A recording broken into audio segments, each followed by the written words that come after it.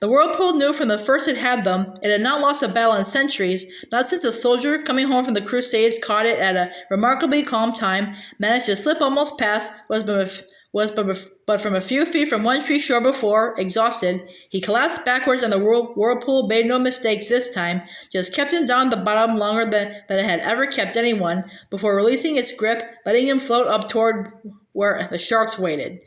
The sharks were waiting this day too, excited, for to shred, and they swam just at the outskirts of the whirlpool, watching as the body sank.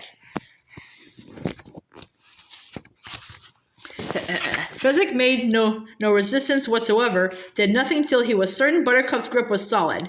The whirlpool took them under, sped them down, on their way to the bottom, and Fezzik let it happen, hoping only that the others could hold their breaths longer than they ever had, and soon he could feel the bottom of the sea.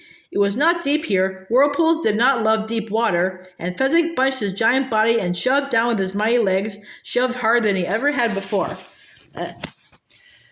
As soon as his body began its upward trajectory, he started with his arms, his great tireless arms, windmilling them with more ferocity than the whirlpool had ever known, and it did what it could. Increased its roar, swirled more savagely, but the arms would not stop, nothing could make them stop, and the chains held, and the others were unconscious from the battle, but Fezzik knew, as soon as he surfaced at the far end of the whirlpool, that Inigo had been right with his rhyme. He was definitely not a zero, not this day of days. They were still chained when they reached the shore of one tree, and they stayed that way for 2 days, all the motionless, near dead from wounds and torture and exhaustion. Then they unchained themselves and, staying close together, began to explore their new home. Me, obviously, and I'm sorry, but you don't want to read 10 pages on vegetation. Morgenstern's tree fixation scores again. His point here is that one tree being pretty close to Eden is what all of Florin could be if only people didn't chop everything down. The four give their strength back slowly. Buttercup nurses them, and Fezzik takes care of food, cooking and cleaning the fish that was most of their diet. Buttercup one day has nothing special going on, so she makes him a gift for his nose, a clothespin. While Fezzik goes nuts, he's so happy. It fits perfectly, he's never without it, etc., etc., and armed with that, Fezzik becomes the scourge of the area, swimming all over, fighting sharks and sucking squids. Tastes like chicken. I thought the more squeamish among you would be glad for that bit of info, bringing his catch of the day back for food. Anyway, this section ends with a moon high, perfect night, very romantic, all that. Inigo and Fezzik are off in their tents dozing, Buttercup and Westley sitting alone by a flickering fire. You know, we've only kissed, Buttercup said, staring at the embers. Of course, Westley replied. Not getting the answer she expected, Buttercup tried again. We've certainly had more than our share of adventures, no one can deny it. And true love, to have that, we must be the most blessed of creatures. Surely the most blessed, Westley agreed. But, Buttercup said then, trying for frivolity, thus far, the unalloyed fact that shines out is this. We have only kissed. What else is there? Westley asked. He touched his lips lightly to her cheek, sighed. Surely there could be nothing more. This was somewhat disingenuous on his part, because he had been king of the sea for several years, and, well, things happened. Silly lad, she told him, smiling. I have enough knowledge for us both. Of course I should, considering all those classes in love-making I took at royalty school. She had taken the classes, but since Humperdinck had instructed her professors to teach her nothing whatsoever, Buttercup, though she smiled, was terrified. I am anxious for your teachings to begin. She looked at his perfect face. She felt that, more than anything, she wanted this to go as it had in her heart. But what if she failed? What if she was just another case of big talk, little do, and eventually he would tire of her, leave her? I know so much it is hard to be sure just where the best place to begin. If I go too fast, raise your hand. He waited, and when he saw the helplessness in her eyes, he realized he had never loved her quite so much or so deeply. Will you try not to laugh at me? I would never embarrass a beginner such as yourself. It would be cruelty itself to mock your ignorance, when I, of course, am totally wise. Do we begin standing up or lying down? A very good question, that, Buttercup said quickly, not having the least notion what else to say. There is great controversy as to which. Well, perhaps it would be wise to cover both contingencies. Why don't I get a blanket in case lying down carries the day? The blanket he brought and spread for them was soft, the pillow softer still. If we were to lie down, Westley said, lying down, would we start close together on the blanket or start close together on the blanket or far apart? Again, great controversy, she replied. You see, one of the problems with knowing so much is one sees both sides of questions. You are very patient with me, and I appreciate that. He held out a hand for her. We could do this. We could try lying close together on the blanket and experiment more or less. Buttercup took a strong hand. My professors were all in favor of experimenting. They were very close on the blanket now. The breeze, seeing this, knowing what they had been through to reach this moment, thought it might be nice to caress them. The stars, seeing this, thought it might be nice if they dimmed for a while. The moon went along with the whole notion, slipping half behind a cloud. Buttercup still held his hand. She wondered for a moment if it would be wise to stop now, tell truths, try again another evening. She was about to suggest that, but then she looked deeply into his eyes. They were the color of the sea before a storm, and what she read in them gave her the strength to continue.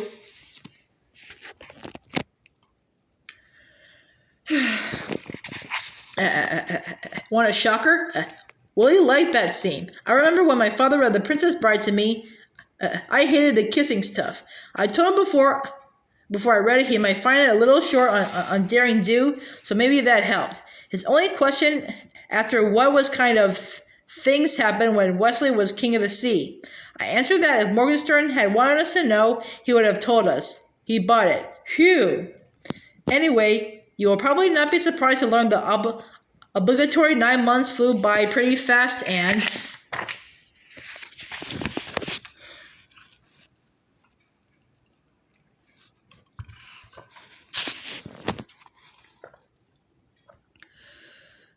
I think sunset would be a lovely time, Buttercup said. I think he would like that, opening his eyes to the world at that moment. Yes, sunset it shall be. She was speaking at breakfast to the others, and they all agreed. In point of fact, since none of them had the least experience with birthing, they could hardly argue, and no one could argue with Buttercup's handling of herself. She had blossomed in the 9 months since she and Westley first made love, had dealt with her situation with a serenity remarkable in one so young. True, the first months brought a touch of morning sickness, and yes, it was discomforting. But all she had to do to banish it was look at Westley and tell herself she was bringing another such as he into the universe. And poof, the sickness was in retreat. She knew their firstborn would be a boy. She had a dream the first month that it would be so. The dream recurred 2 more times. And after that, she never doubted. And she behaved throughout as if this were the most normal of human conditions. You swelled, certainly, but that didn't stop you from your regular life, which in her case often consisted of helping Fezzik cook, helping Inigo mend his heart, walking and talking with Westley, discussing their future, where they would settle, what they might do with the rest of their lives considering that the most powerful man on earth was out to kill them. After the meal, she was ready. Westley had made her a special birthing bed, the softest straw and pillows softer still. It faced west, and he built a nearby fire, and he had kettles boiling with pure water. An hour before sunset, when her contractions were but 5 minutes apart, he carried her to the bed and set her gently down and sat alongside her, massaging her. She was so happy, as was he, and by the time the sun was starting to set, the contractions were but 2 minutes apart. Buttercup stared at the sun and smiled, took his hand and whispered to him, "It's what I always wanted most on earth, bringing your son into life at such a time, with you beside me." They were both so happy, and Westley told her, "We are one heartbeat," and she kissed him softly and said, "And will always be." During this, Inigo was fencing with shadows, excellent practice if you had no proper opponent to play with. Westley, of course, was superb, and they had spent many happy hours slashing away at each other. But now, as sunset ended, Inigo made ready to stop soon and go welcome the baby. Fezzik usually watched them, or Inigo alone when that was the case, but not this night. He was hiding on the far side of one tree, the sky topper. and he was holding his stomach and trying not to groan and be a bother, but the truth was this. For the strongest man on earth, for a man who earned his living inflicting pain, Fezzik was squeamish. He could handle blood as well as the next fighter when it came from an opponent. But he had asked Westley and Inigo what it was going to be like when Buttercup's son was born, and though neither of them were expert, they both indicated there might be some blood as well as other stuff. Fezzik rolled on the ground as the phrase "other stuff" went through his being. There was a Turkish word that described such things, biak. Fezzik held his stomach and thought biak over and over. He knew, from looking at the stars overhead, that the boy was shortly to arrive. But by midnight, he knew something was wrong. The contractions were but a minute apart as they looked out at the sun's afterglow, but that is where they stayed. At 10, they were still as before, and Buttercup would have handled it quietly as she had the preceding hours. But at midnight, her back began a spasm. She could withstand that. Westley was beside her. What were spasms? She was settling in for a long visit with them,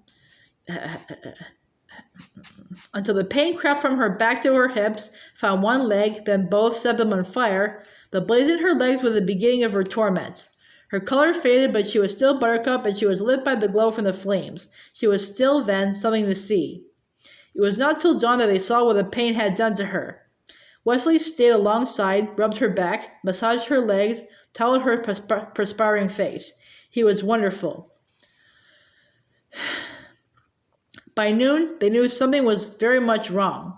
Fezzik rumbled over, took a look, ran back and hid in a spot, helpless.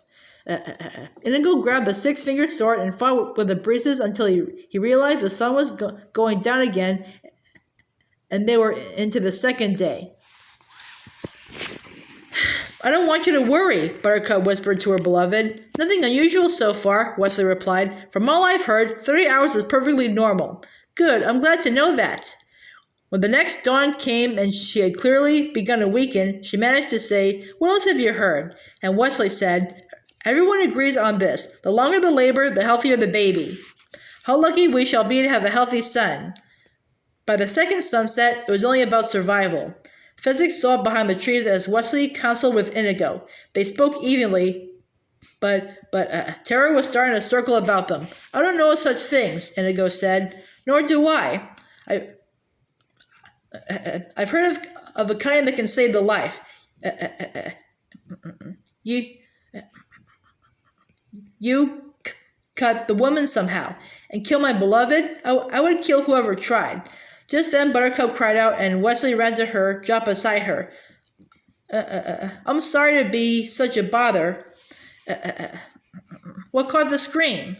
Buttercup reached for his hand, held it so tight. My spine is on fire. Westley smiled. How lucky we are.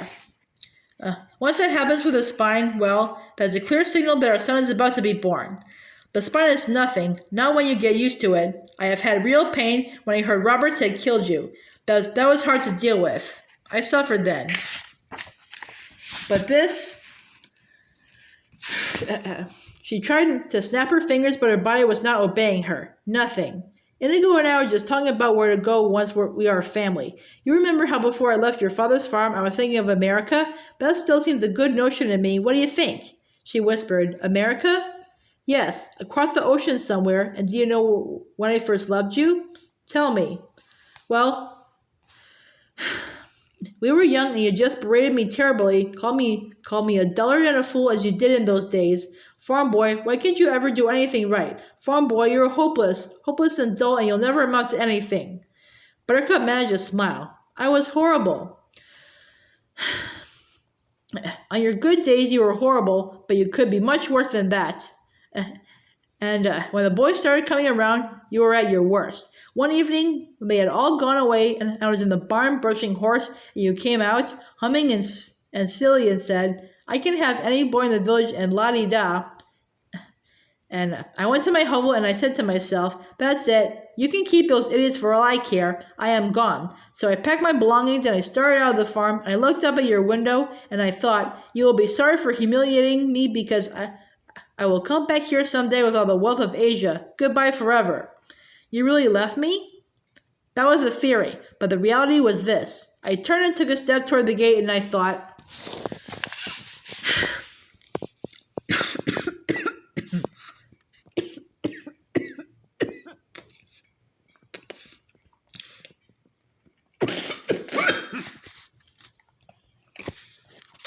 what value has all the wealth of Asia without her smile? And then I took another step and thought, but what if that smile comes and you're not here to see it? I just stood by your window, and I realized I had to be there in case your smile happened. Because I was so helpless when it came to you. I was so besotted by your splendor. I was so ecstatic to be near you, even though all you did was insult me. I could never leave. She smiled the sweetest smile she could manage. Westley gestured for Inigo to come closer. I think we've rounded the corner, he whispered. I can see that, Inigo whispered back.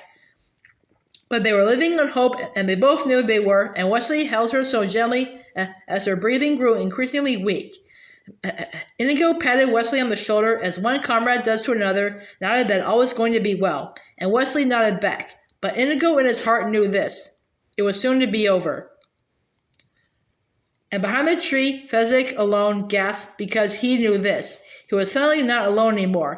He began to try and fight it because something was invading him, invading his brain, and the Lord only knew his brain could use a little help, but Fezzik struggled on because when you were invaded, you never knew who was coming along for the ride, a helper or a damager, someone good or, more terrifying, someone who wished anguish. Fezzik's mother had been invaded the day she met his father, for she was far too shy to approach him and flirt the way Turkish lasses were supposed to do in those days, so she just stood aside while the other village girls swooped him up. And she wanted Fezzik's father, wanted to spend her life with him. She knew that, but she was helpless, so she scuffed away, leaving the field to the braver girls. But then the invasion came, and suddenly Fezzik's mother was brassy, and her temporary new tenant gave her confidence to do wonderful things. So back she went to join the other village flirts, and she outdid them all with her flaunting smile and the wondrous way her body moved. At least it did that day, and Fezzik's father was smitten with her, and even though the invader left that evening, they got married, and his mother was so happy, and his father only wondered as the years went on, wondered whatever happened to that glorious brazen creature who had won his heart.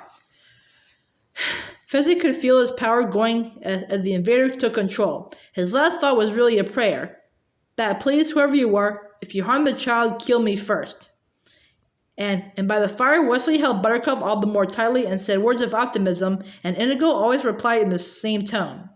Until that awful 50th hour of Buttercup's labor, when Inigo could lie no more and said the dreaded words, "We've lost her."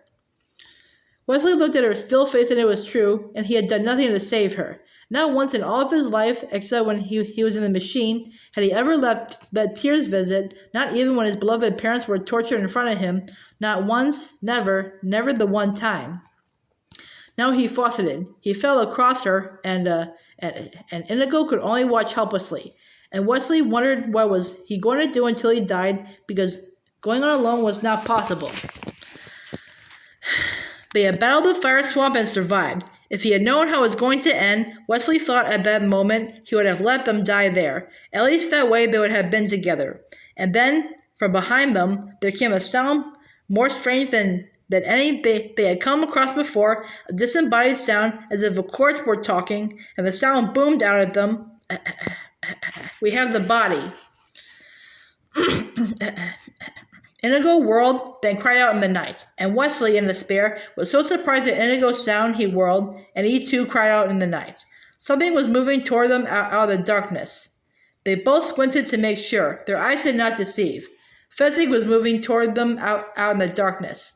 At least something that looked like Fezzik was coming toward them, but his eyes were bright, and his pace was quick, and his voice, they had neither ever heard a voice like it, so deep, thunderous, and measured. And the accent was something they had also never heard before, not until they finally reached America, or more accurately, when the ones left alive got there. "Fezzik," Inigo said, "this is not the time." "We have the body," Fezzik said again. "We have a fine, strapping child inside. She has been kept waiting far too long." Now, The giant knelt beside the still woman, gestured for Westley to move, put his ear to her, clapped his hands sharply.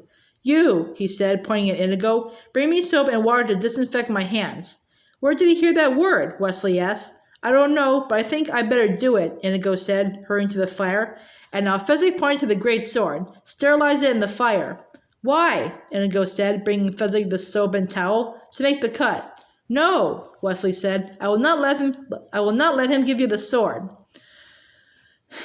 And now the voice took on a power more frightening than ever. This child is a putterer. That is what we call those that linger too long. But this child is more than that. She is in backward, and the umbilical cord is tightening around her throat. Now, if you wish to live your life alone, keep the sword. If you wish a child and wife, do what I tell you. Be at your best, Westley said, and he nodded for Inigo to hand the great sword to the giant.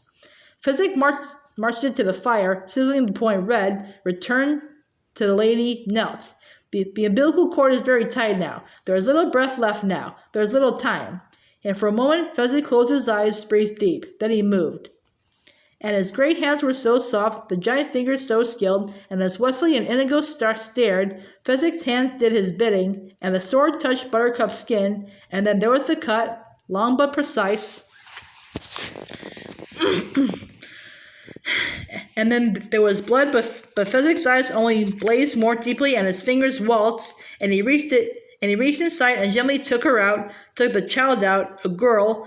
Buttercup was wrong, it was a girl, and here at last she came, pink and white like a candy stick. Here came Waverly.